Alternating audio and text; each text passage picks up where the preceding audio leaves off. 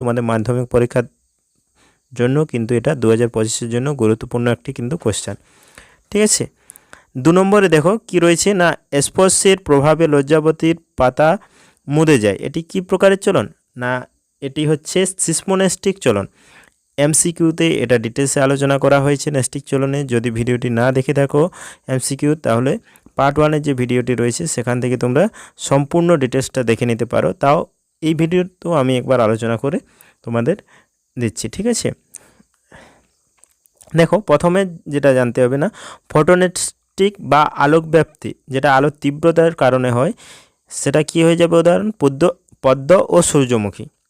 2 নম্বরে যেটা হবে নেস্টিক চলনে, থার্মোনেস্টিক বা তাপ ব্যাপ্তি, যেটা তাপমাত্রার তীব্রতার কারণে হয়। উদাহরণ কি হয়ে যাবে না, টিউলিপ ফুলের পাপড়ির যে চলন সেটা। সিসমোনেস্টিক বা স্পর্শ ব্যাপ্তি তো বললাম কি, লজ্জাপতির লতার যে পাতা সেটা মুদে যাওয়া স্পর্শের কারণে। আর 4 দাগে দেখো কি হবে না, কেমোনেস্টিক বা রাসায়ন ব্যাপ্তি, সেটার উদাহরণ কি হয়ে যাবে? যেমন সূর্য শিশির, সেটা কি ধরনের না, পতঙ্গ ভোগ। পতঙ্গ যখন সূর্য শিশিরের পাতার উপরে পড়ে তখন তারা কি হয়, পাতাটা মুদে যায় এবং তার থেকে কেমিক্যাল অর্থাৎ তার যে রসায়ন পদার্থ সেটা শোষণ করে তারা বেঁচে থাকে। তাহলে এটা কেমোনেস্টিক চলন এর উদাহরণ।